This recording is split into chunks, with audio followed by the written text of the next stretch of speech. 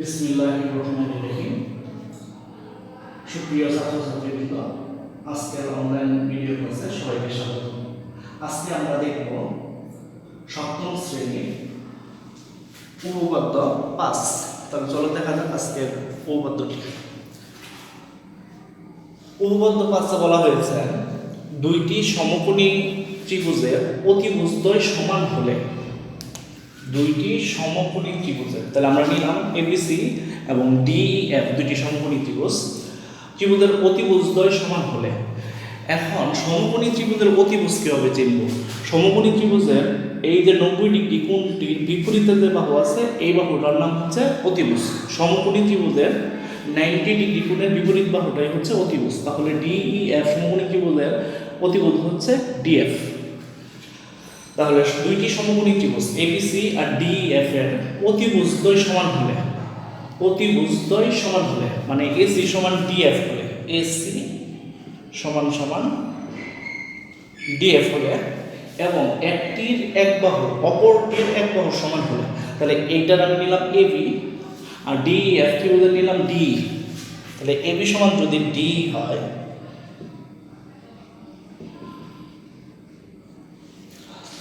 সমকোণী ত্রিভুজের দুইটি সমকোণী ত্রিভুজের অতিভুজদ্বয় সমান হলে, এই যে অতিভুজ, এবং একটির এক বাহু অপরটির এক বাহুর সমান হলে নিলাম এবি সমান ডি। একটির এক বাহু এবি, অপরটির এক বাহু ডি যদি সমান হয় নিলাম, তাহলে ত্রিভুজদ্বয় সর্বসম হবে। অর্থাৎ ত্রিভুজ এবিসি সর্বসম ত্রিভুজ ডিএফ হবে। তাহলে আমরা একটু বিশেষ নির্বাচনটা একটু সাজাই। মনে করি দুইটি সমকোণী না বলে মনে করি এবিসি ও ডিএফ দুইটি সমকোণী ত্রিভুজের অতিভুজ এসি সমান সমান অতিভুজ ডিএফ এবং অপর একটি বাহু যথাক্রমে এবি সমান ডি হলে প্রমাণ করতে হবে যে ত্রিভুজ এবিসি সর্বসম ত্রিভুজ ডিইএফ। তাহলে আমরা এখন প্রমাণ করি।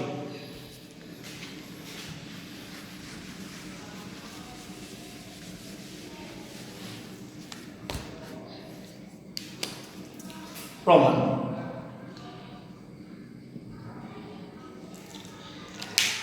ত্রিভুজ এবিসিকে ত্রিভুজ ডিএফ এর উপর এমন ভাবে স্থাপন করি যেন বি বিন্দু ই বিন্দুর উপর পড়ে, বি বিন্দু ই বিন্দুর উপর পড়ে।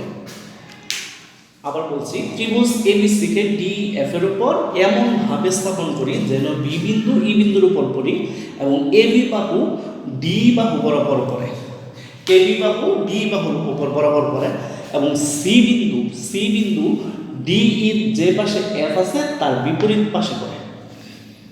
আবার বলছি, এবিসি ত্রিভুজকে ডিএফ এর উপর এমন ভাবে স্থাপন করি যেন বি বিন্দু ই বিন্দুর উপর পড়ে এবং এবি বি বাহু ডি বাহু বরাবর পড়ে এবং সি বিন্দু ডি এর যে পাশে এফ আছে তার বিপরীত পাশে পড়ে। তাহলে সি বিন্দুর নতুন অবস্থান হলো জি। তাহলে সি বিন্দুর নতুন অবস্থান কি? জি। যেহেতু এবি সমান সমান ডি, এবি সমান সমান ডি, যেহেতু এবি সমান সমান আমাদের ডি, তাহলে এ বিন্দু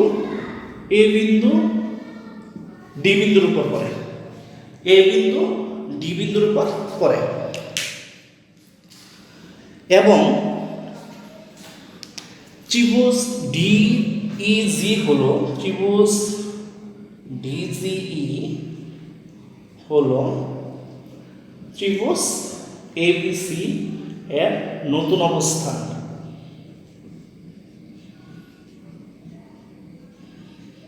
নতুন অবস্থান আমি আবারও একটু বলছি, এবি সমান ডি, সুতরাং এ বিন্দু ডি বিন্দুর উপর পড়ে এবং ত্রিভুজ এবিসি এর নতুন অবস্থান হলো ত্রিভুজ ডিজি। যেহেতু ত্রিভুজ এবিসি এর নতুন অবস্থান ত্রিভুজ ডিজিই, তাহলে কি কি জিনিস সমান আমরা একটু দেখি। অর্থাৎ ডিজি সমান, অর্থাৎ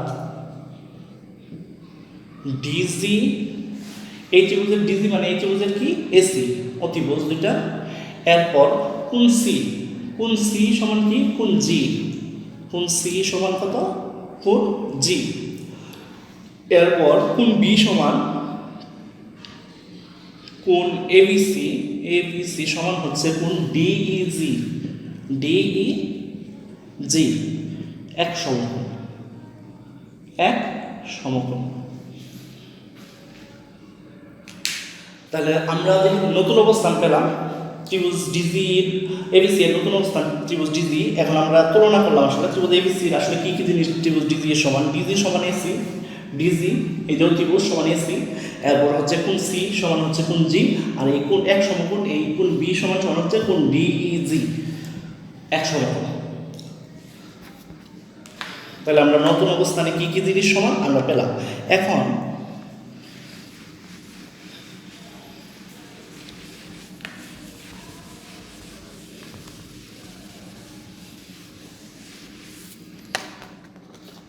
একটা জিনিস একটু খেয়াল করি,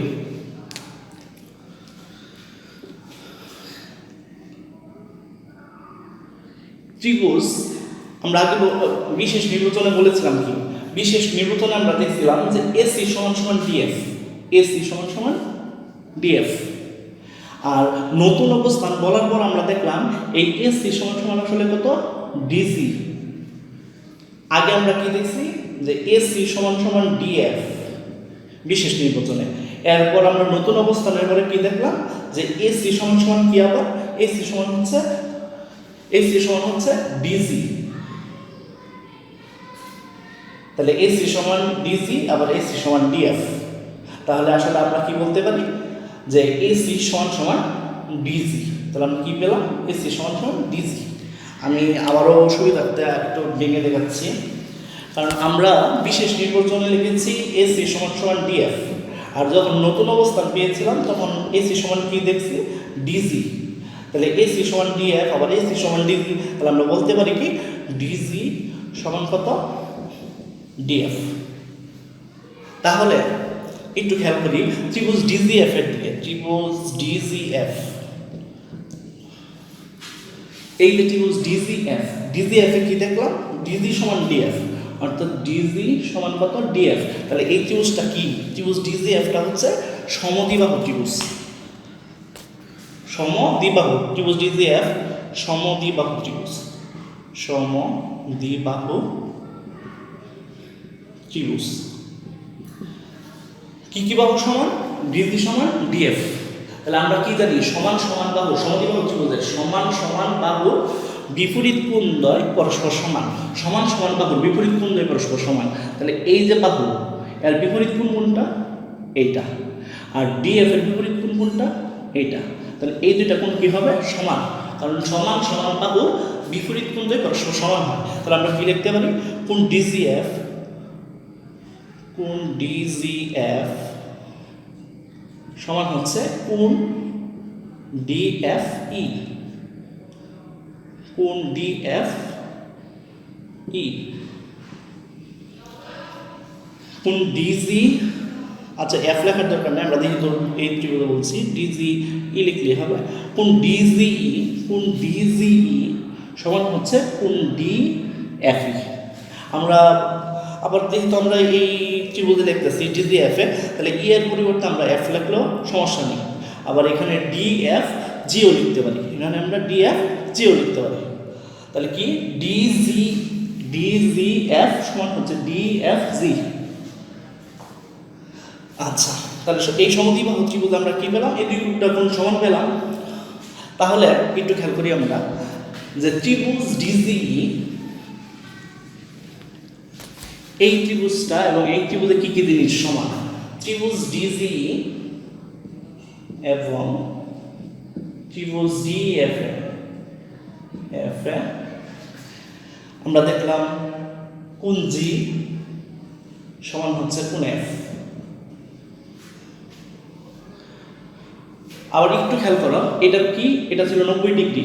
আবার যখন আমরা নতুন এবিসি এর নতুন অবস্থান ডিজিই ছিল তখন এই কোণটাও কি ছিল, 90 ডিগ্রি। তাহলে এই কোণ সমান হচ্ছে এই কোণ, অর্থাৎ কোণ ডিইজি, কোণ ডিইজি সমান হচ্ছে কোণ ডিএফ, ডিইএফ।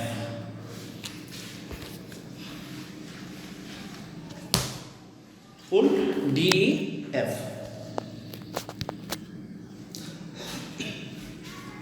এবং একটু খেয়াল করো, এইটারও ডি বাহু আছে, এটারও ডি, অনুরূপ বাহু বা সাধারণ বাহু বলতে পারি। ডি সমান সমান ডি, এটা হচ্ছে সাধারণ বাহু। তাহলে ত্রিভুজ ডিজি সর্বসম, কিন্তু ত্রিভুজ ডিজি ই সর্বসম হচ্ছে ত্রিভুজ ডিএফ। ত্রিভুজ ডিজি ই সর্বসম ত্রিভুজ ডিই এফ। আর এই ত্রিভুজ ডিজিটাই কার নতুন অবস্থান ছিল? ত্রিভুজ এবিসি। তাহলে আমি এটার পরিবর্তে কি লিখতে পারি? সুতরাং ত্রিভুজ এবিসি সর্বসম ত্রিভুজ ডিই এফ প্রমাণিত।